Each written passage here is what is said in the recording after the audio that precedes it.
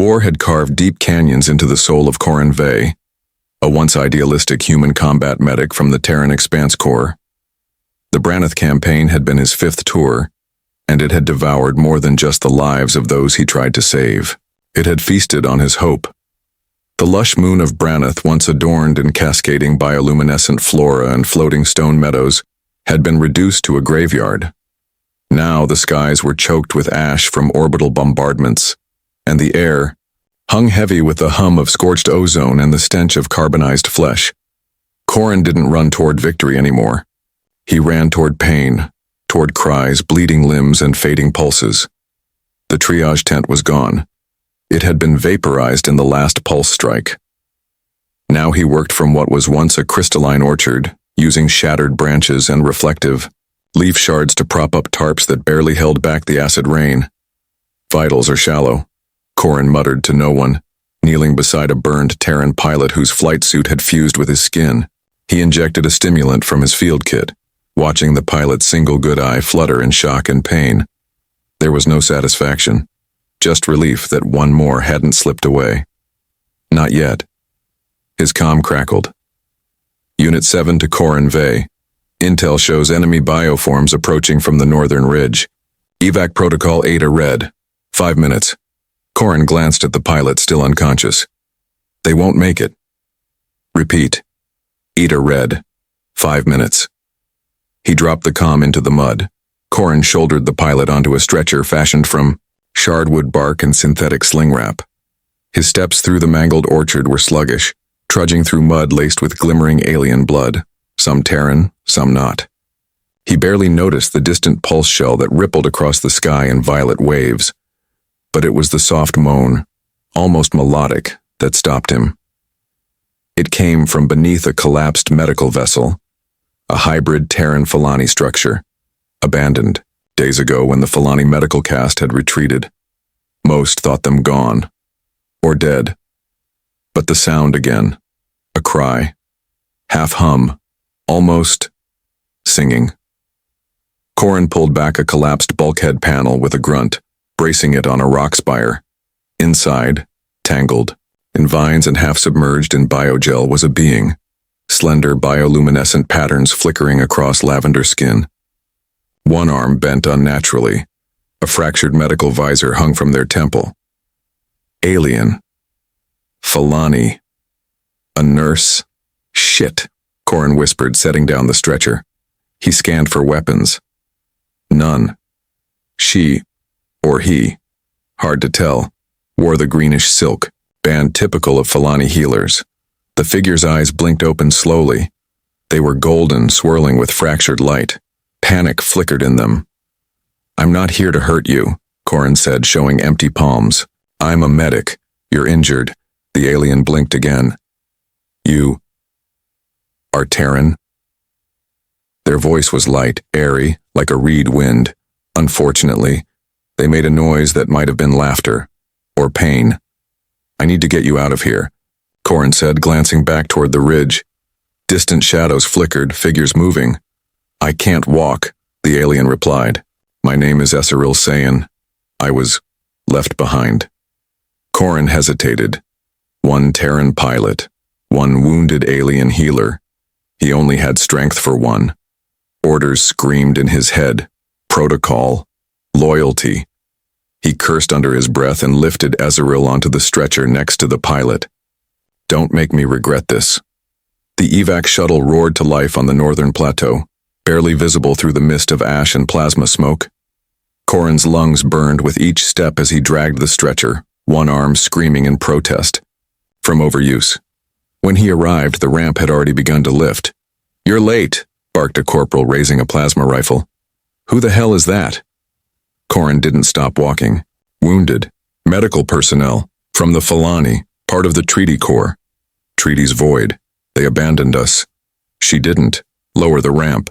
The corporal hesitated, then pointed the rifle directly at Esseril. She's not getting on. Orders. Corin stood in front of her, blood and ash painting his face like war paint.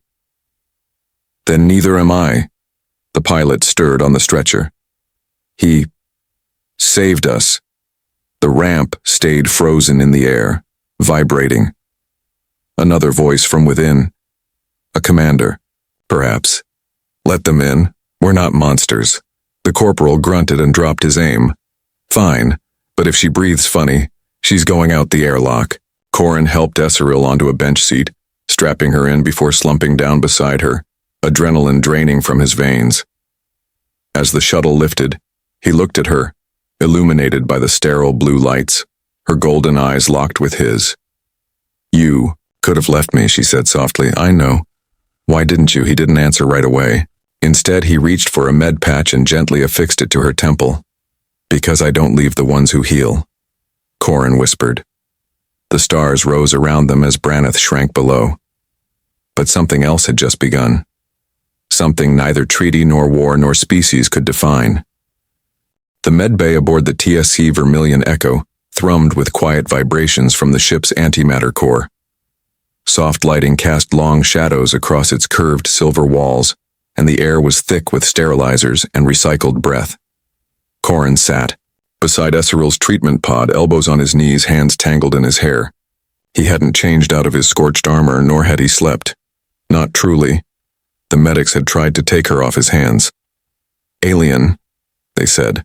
Not your jurisdiction, not even your biology. But he wouldn't leave. He knew how soldiers, like her, were treated after lines were redrawn and treaties broken. At best, ignored. At worst, interrogated.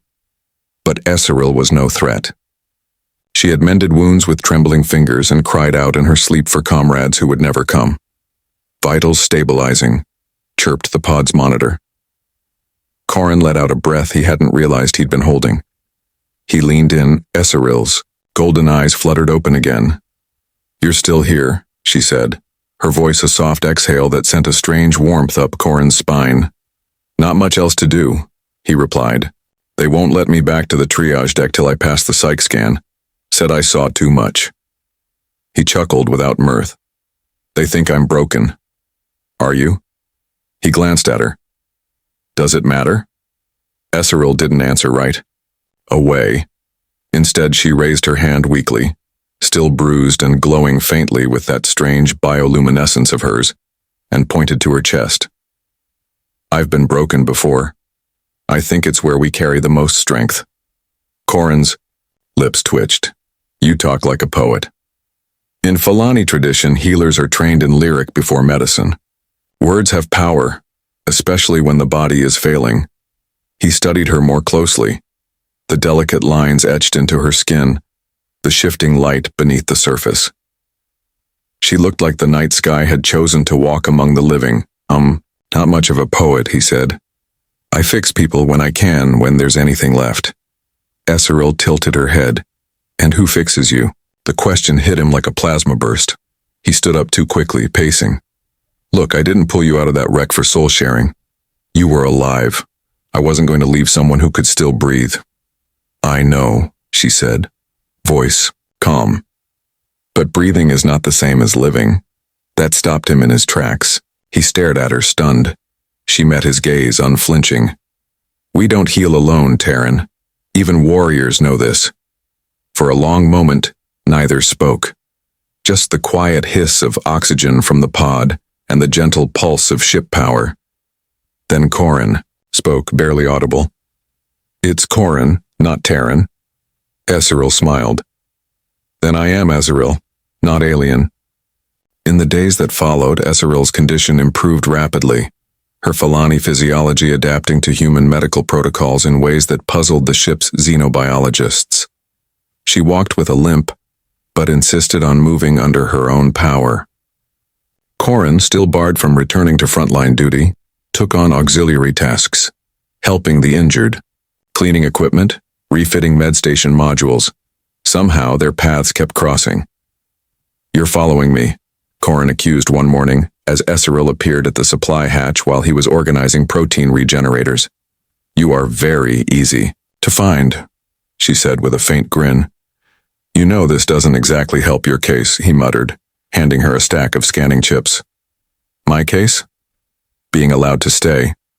Falani and Terrans haven't exactly been trading hugs lately. She tucked the chips under one arm, then let them watch. Let them see what healing looks like. Corin blinked. You're really not afraid, are you? Oh, I'm afraid, she said softly. I just won't let it make me small. He didn't have a response to that. One evening, if you could, call time evening on a ship without sun or moon, Corin found Esseril in the observation chamber.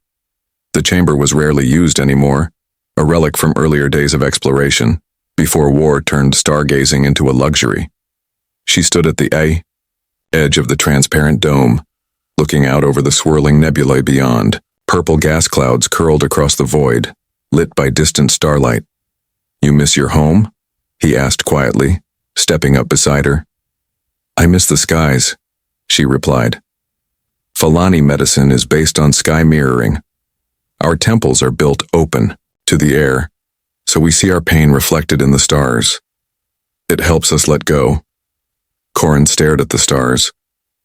My home burned down when I was 12. I don't really remember the stars from there. I'm sorry, he shrugged. I learned to make peace with rubble. You shouldn't have had to.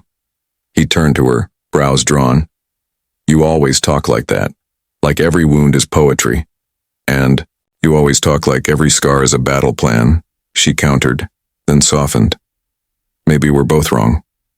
Or both right. He looked at her. Truly looked. At the way her skin pulsed gently in the darkness, how her hands rested folded. Before her like they'd forgotten violence even existed. Something stirred in him he hadn't felt in years. A flicker of something too fragile to name. I never believed in connections, he said quietly. Not across lines like this. Not after what I've seen. Esseril turned to face him. Then, believe in this one. She reached out slowly and brushed her fingers against his wrist. Her touch was cool, but it made his skin burn. For a heartbeat, the stars seemed to freeze. He didn't pull away. Do you feel it too? She asked. Corin's voice cracked. Yeah, I do. She smiled then, and it wasn't sad or cautious or diplomatic. It was real. Honest. Like someone seeing sunlight for the first time after years underground. And Corin knew something had shifted in him. Something deeper than loyalty, or duty, or the ghosts that haunted his memories. This wasn't about war anymore. This was about something worth fighting for.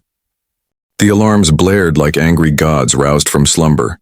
Red light stuttered through the corridors of the Vermilion Echo, casting harsh shadows that danced like phantoms. Corin sprinted down the main deck, his pulse syncing with the klaxons. Rhythm. Behind him, Esseril kept pace despite the limp.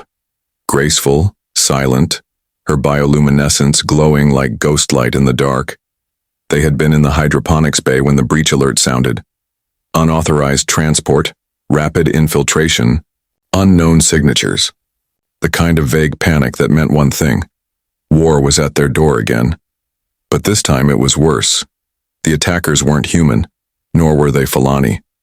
The data feed was sketchy, but the symbols flashing across the main screen had sent the crew into a cold panic. The name felt like rusted metal in Corin's mouth. The Vascari weren't just a species. They were a legend soaked in blood. Ancient raiders from deep space, long thought extinct. A people who fed on neural energy and left husks behind. And they were here. We need to get to Central Med, Corin barked as they rounded a corner. They'll target life support wounded first. They always do, Esseril said, her voice laced with a strange tension. Not fear, but recognition. Corin slowed a fraction. You've seen them before. She nodded. During the collapse of the Falani outer rings, they tore through the moon sanctuaries. We tried to make contact, offer aid. They consumed entire units before the message finished transmitting. Corin cursed under his breath. And Command didn't think to mention that? No one listens to the fallen, she replied bitterly. They reached the medbay just as the second wave of strikes began. The hull shook with impact. Medical drones sparked and screamed as static fried their processors. Wounded soldiers lay helpless, groaning. Corin and Esseril split up immediately. She began tending to a Terran officer with a shredded exosuit, while Corin rerouted backup power to keep the surgical beds running. A shriek sliced through the air. Not mechanical. Organic. Something inhuman had made it aboard. He turned and saw it.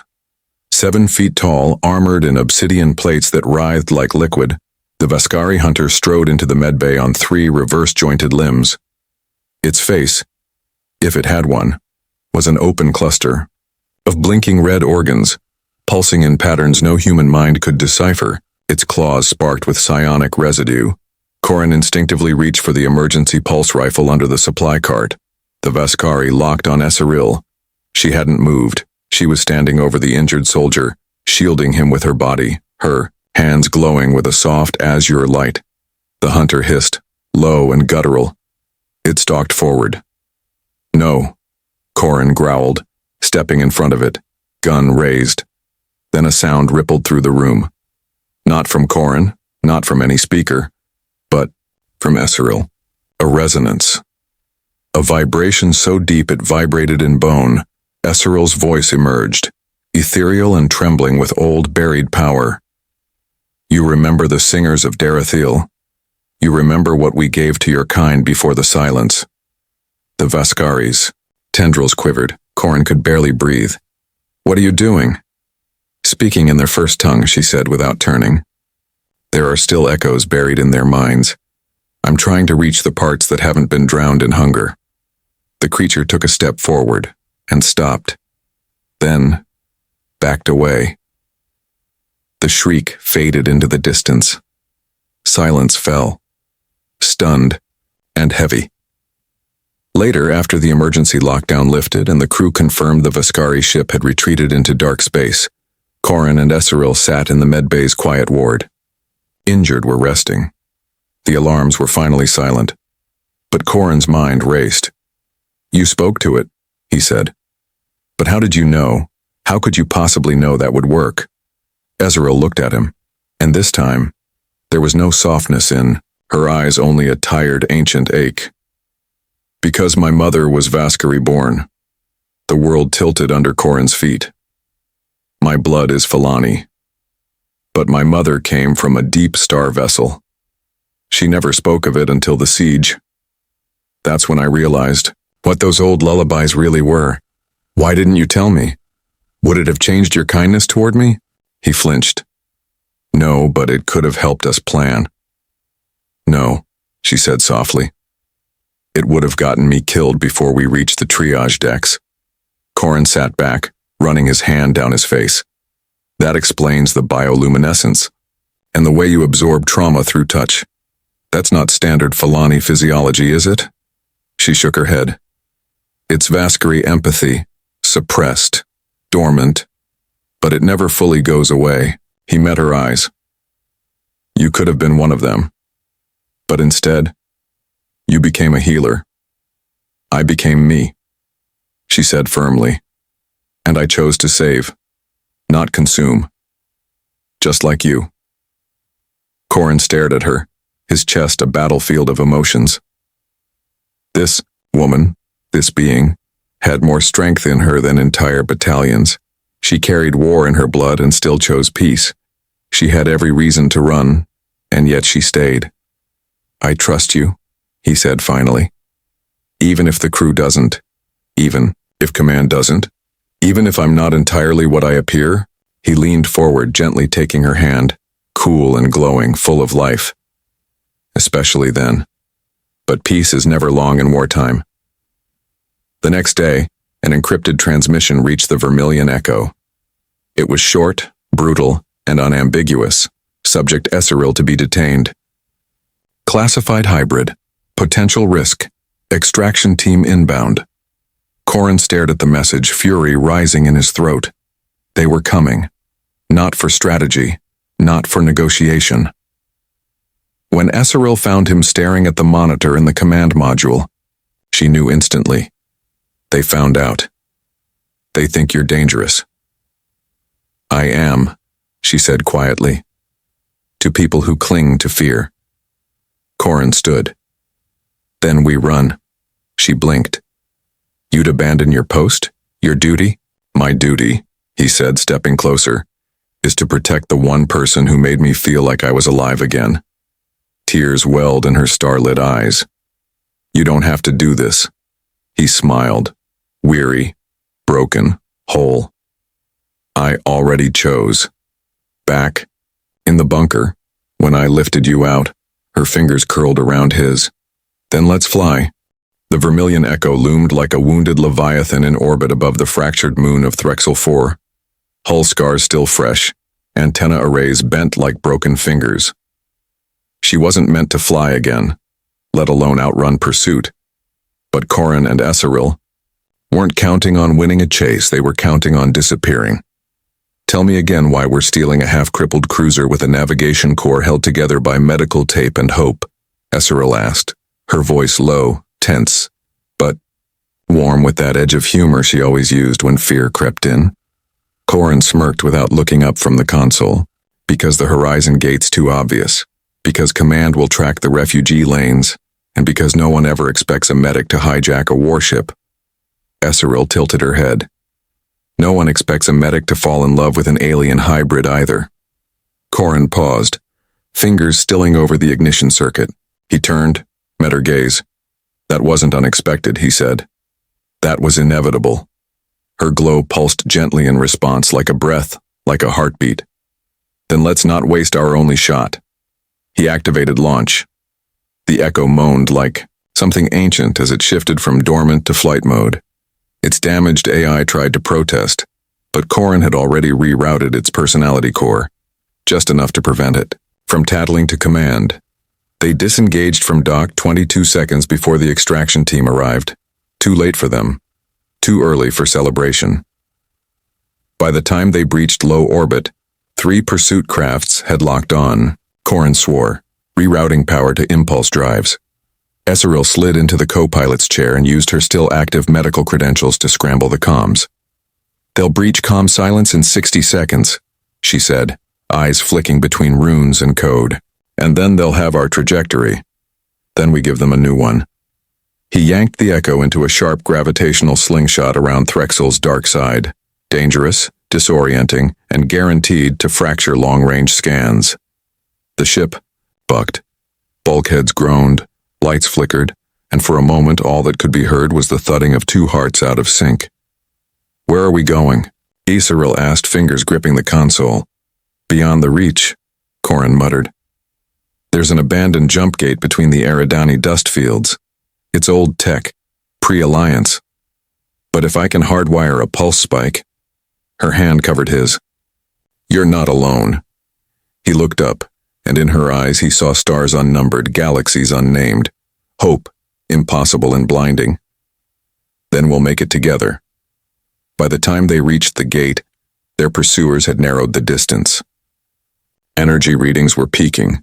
A firefight was inevitable. Corin moved fast, pulling cables from the auxiliary reactor, sparks flying like solar flares. Esseril stood near the front viewport, scanning the damaged relic gate floating in the void. A forgotten ring of broken alloy and dormant crystal. Power routing complete, he said, panting. Initiating spike in 3. But Esseril didn't answer. He turned. She was standing utterly still, her glow now vibrant, radiant. She had pulled something from the med satchel, a shard of old tech, alien script etched into its surface. He recognized it vaguely, from the bunker, something she'd salvaged from her mother's final pack. Esseril? He asked. What is that? It's a key, she said softly. I wasn't sure, but the gate recognizes it. The jump ring, once dormant, flared to life. Silver light poured across the viewport. The void rippled like water touched by starlight.